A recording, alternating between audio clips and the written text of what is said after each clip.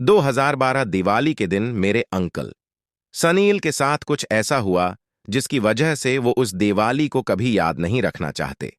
पूरा दिल्ली दिवाली की रोशनी में चमक रहा था।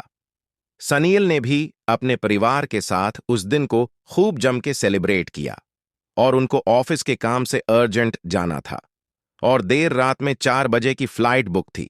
एयरपोर्ट पर जाने के लिए उनको दिल्ली कैंट रोड से जाना था। कहते हैं दिल्ली कैंट एरिया इंडिया की सबसे हॉन्टेड जगहों में से एक है और न ही वो भानगढ़ की तरह कोई खंडर है और न ही उस जगह का कोई डरावना इतिहास है, बल्कि ये एरिया शहर के बीचों बीच किसी भी आम कॉलोनी की तरह ही है। और ये इंडियन आर्मी ऑफिशियल्स का घर भी है, पर फिर भी इस एरिया को काफी भयानक माना जाता है। सुनील को इसी एरिया से निकलकर एयरपोर्ट जाना था। ऊपर से दिवाली की रात अमावस की रात होती है और कहा जाता है कि इस रात भूत प्रेत की ताकत दगनी हो जाती है। पर सुनील का इस रास्ते पर काफी आना जाना था और उन्होंने कभी ऐसा कुछ महसूस नहीं किया जिससे उन्हें कभी डर लगा हो।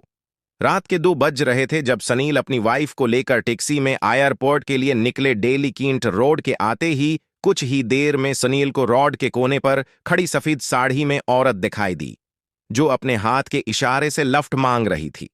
सनील ने सोचा कि इतनी देर रात ये औरत इस सुनसान रास्ते पर क्यों खड़ी है और उन्होंने ड्राइवर को गाड़ी रोकने के लिए बोला। टैक्सी ड्राइवर ने औरत के पास जाकर गाड़ी रोकी और सनील ने उससे बोला, हम एयरपोर्ट तक जा रहे हैं, आइए हम आपको छोड़ देते हैं।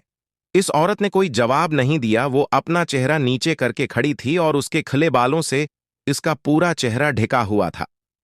सनील ने फिर बोला, घबराइए मत, हम आपको आगे तक छोड़ देंगे। इस औरत ने फिर से कोई जवाब नहीं दिया।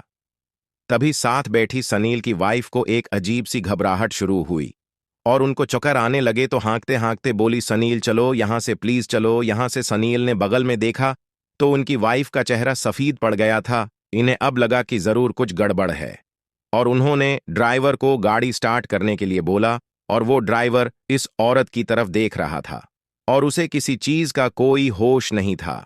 जब उस औरत ने अपना चेहरा उठा के सनील को देखा तो सनील ने उस औरत का भयानक चेहरा देखते ही ड्राइवर को जोर से हिलाया और चीखा। ड्राइवर गाड़ी भागा। ड्राइवर होश में आया और उसने तेजी से गाड़ी को आगे बढ़ाया। खिड़की के बाहर वही औरत गाड़ी के साथ हवा में भाग रही थी। सनील ये देख के बहुत ही ज्यादा डर गए थे और बुरी तरह पसीने पसीने हो गए। सोनील की गाड़ी की स्पीड 100 किलोमीटर पर से ऊपर होगी, लेकिन वो औरत उनका पीछा ही नहीं छोड़ रही थी। दिल्ली कैंट से बाहर निकलते ही उनकी गाड़ी का एक्सीडेंट हो गया। सनील की आंख अगले दिन हॉस्पिटल में खुली। उनको मालूम हुआ कि उनकी वाइफ कोमा में चली गई है और उस ड्राइवर की एक्सीडेंट होते ही मौत हो गई थी। करीब 4 महीने बाद उनकी वाइफ कोमा से बाहर निकले और अब दोनों ने वापस अपनी नॉर्मल जिंदगी जीना शुरू करा दी। मगर इस दिन से लेकर आज तक सुनील दिवाली नहीं मनाते और इस दिल्ली कैंट वाले रास्ते के आसपास भी नहीं भटकते। अगर आपको ये कहानी अच्छी लगी तो अभी सब्सक्राइब करिए।